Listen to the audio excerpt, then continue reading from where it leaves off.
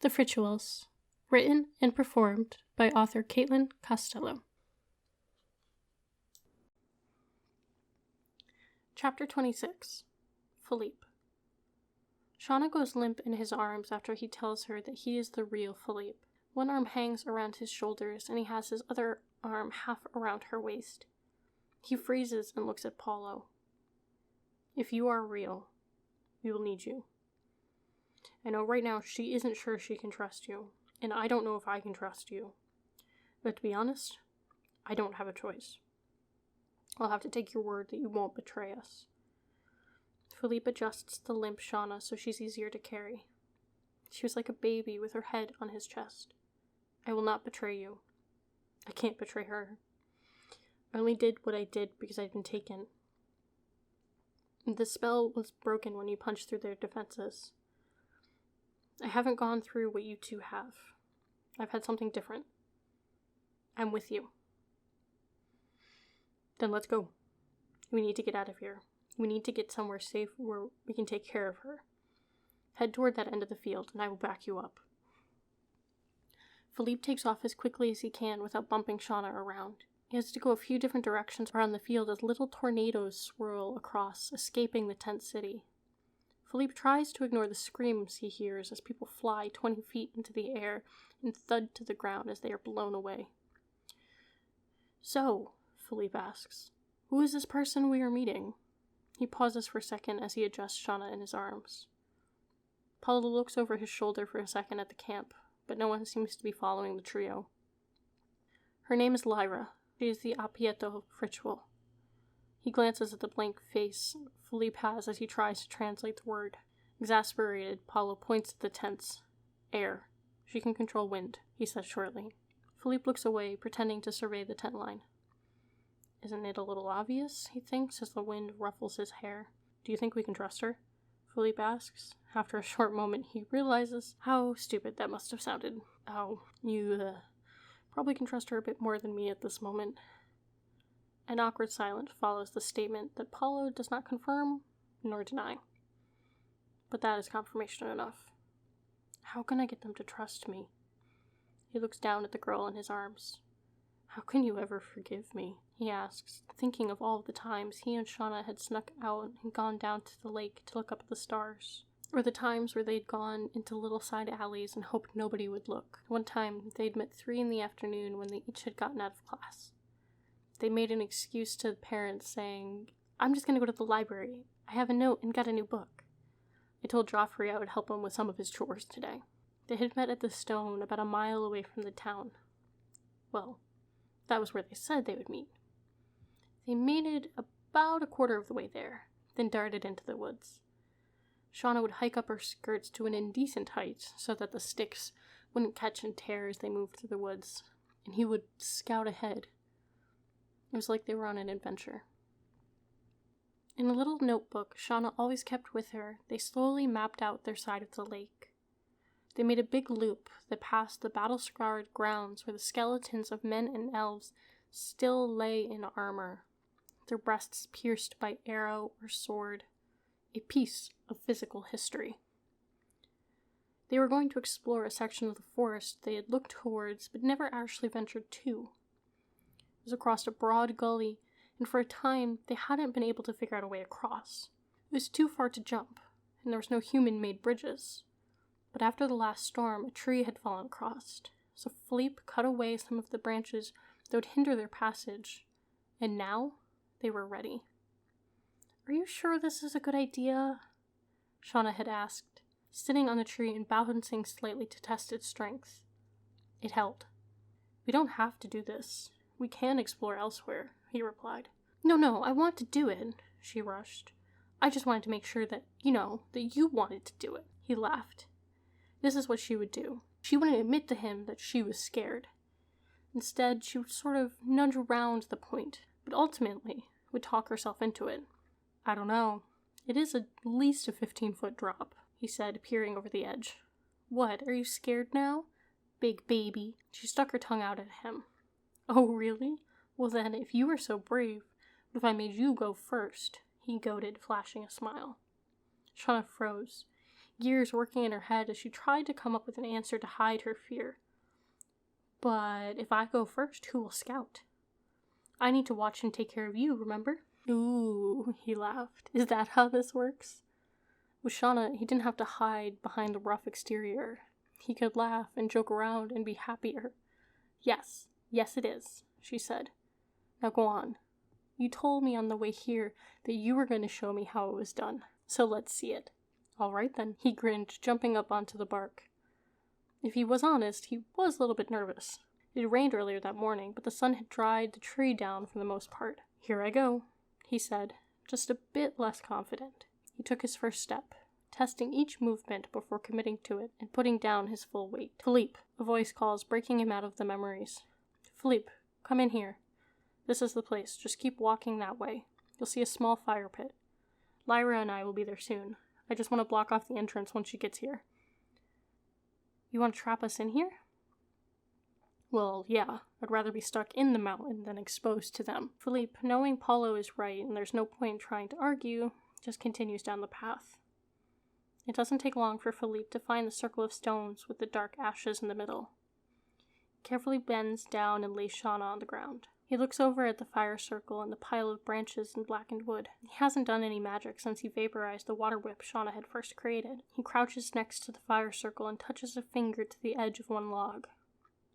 He focuses his energy into a single stream, and still had a moment of surprise as a small flame pops to light. The flame flickers for a moment, then transfers to the log, popping and snapping as it grows to life. Oh good, you started a fire, a girl's voice says from behind Philippe. He turns to see the owner walking with Paulo. Yeah. I thought it would be a good thing to have, he says awkwardly, standing up and moving to the side. How is she? Paulo asks, trying to get a glimpse of Shauna past Philippe.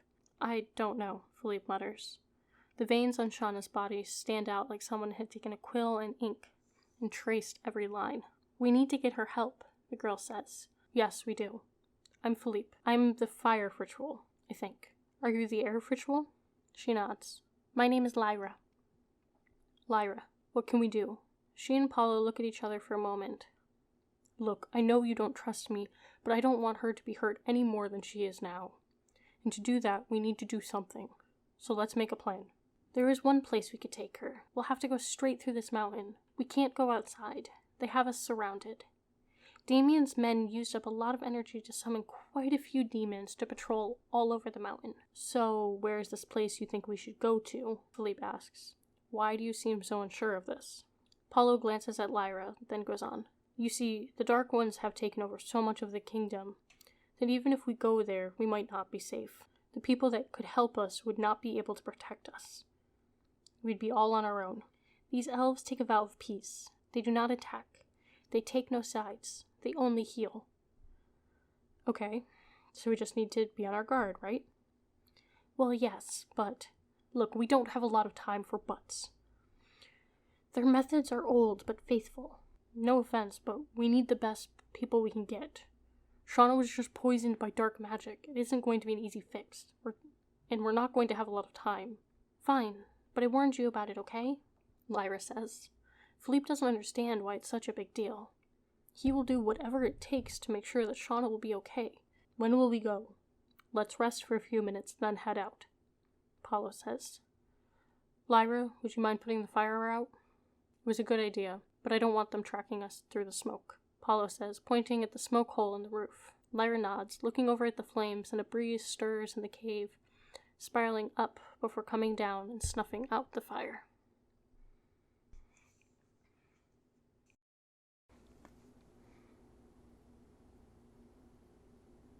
Chapter 27.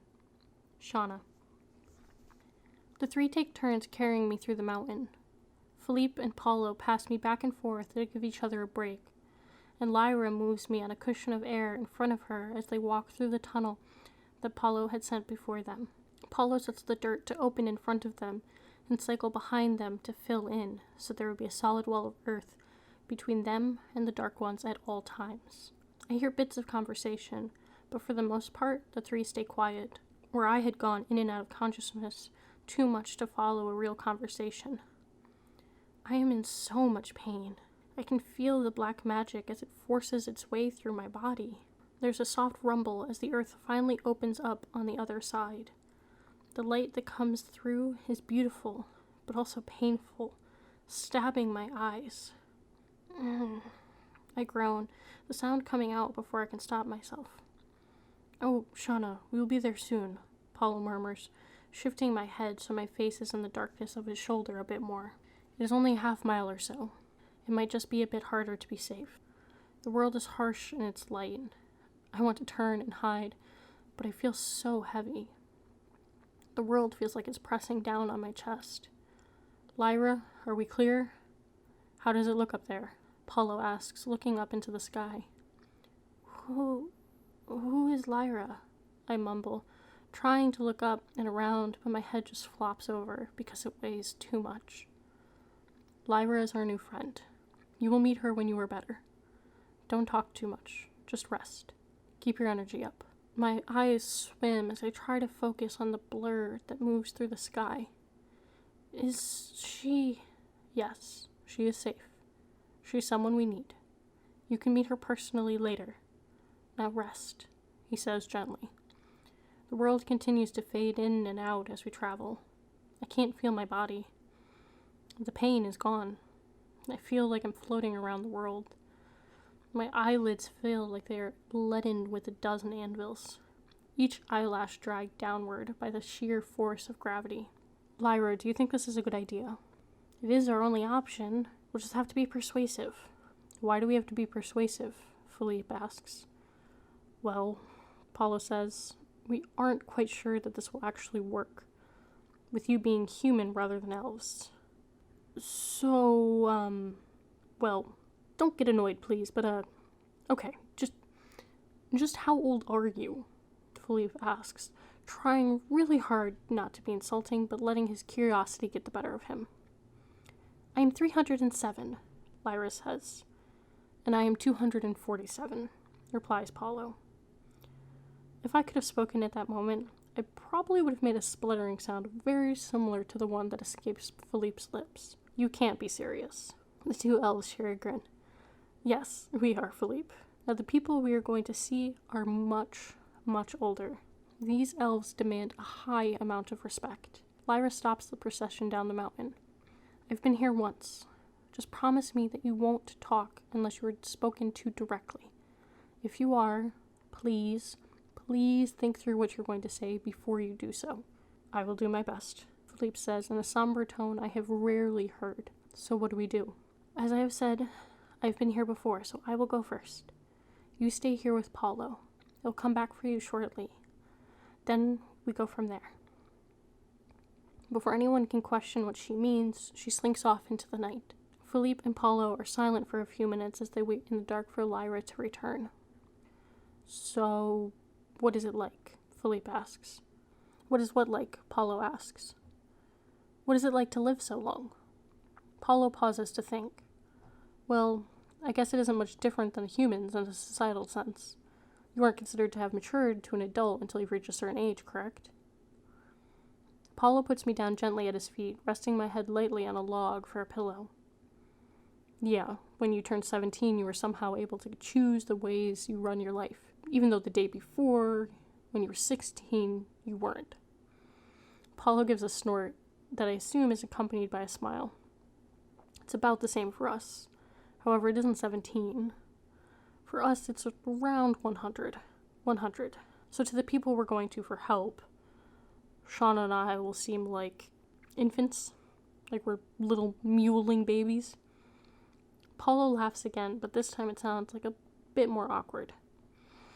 "Yes, that is why, though you may have reached maturity for your people, in the eyes of my people, you really need to prove your worth, that you can handle yourself. Most of all, that you deserve the title of Fritual." Philippe takes a deep breath, exhaling and blowing out his lips. "How do I try to convince someone I'm meant to do something that I still don't believe happened to me?" "That, my friend, is something you have to find within yourself."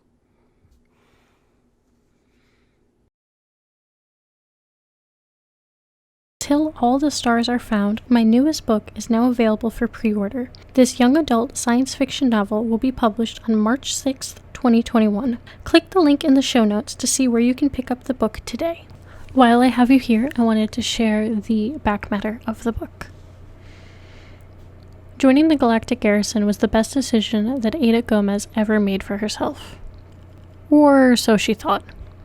Orphaned with her brother Sarkis in the foster system, who she can't claim custody of, a guardian who is days from kicking her out, and no job, there is nothing left for her on planet Earth. The only thing going for her is that she has made it. After 3 years of work, Ada has qualified to begin training for the esteemed Special Operations Team on the Galactic Garrison Space Station.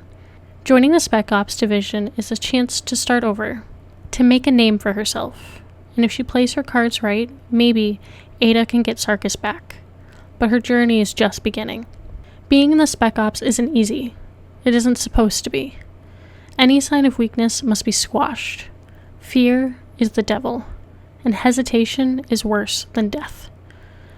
But some of the training doesn't add up, and any semblance of structure? It looks like Ada left that back on Earth. Ada and her team do their best to put the pieces together and figure out what exactly is going on, and roll with the punches, both mentally and physically, to come out on top. Little do they know, the hardest test is yet to come. Because this year, everything is different. Until All the Stars Are Found, a young adult science fiction novel, is now available for pre-order. Its publication date is March 6th, 2021. Hi everybody, this is Caitlin Costello, the author and narrator of the Frituals. If you've enjoyed this podcast so far, please leave a review or a rating where you listened. It really helps to get the podcast in front of more people. If you can't possibly wait for another episode of the Frituals, fear not, because the full audiobook is now available. A slew of stores, including Google Play, Apple, HiBooks, Scribd, Chirp, Kobo, Walmart, audiobooks.com, and Nook Audiobooks. And it's being added to more stores every single day. It's also available at your local library, so if you request it from your library, they should be able to get it into their system fairly quickly. I am running a sale currently on signed print editions of the book, and these are 20% off using code SPOOKY through October 31st. That is code SPOOKY through October 31st from CaitlinCostello.com. Thank you so much for listening, and I'll see you next week. This has been a production of The Frituals, written and performed by Caitlin Costello. Text copyright 2018 to Caitlin Costello. Production copyright 2020 Caitlin Costello.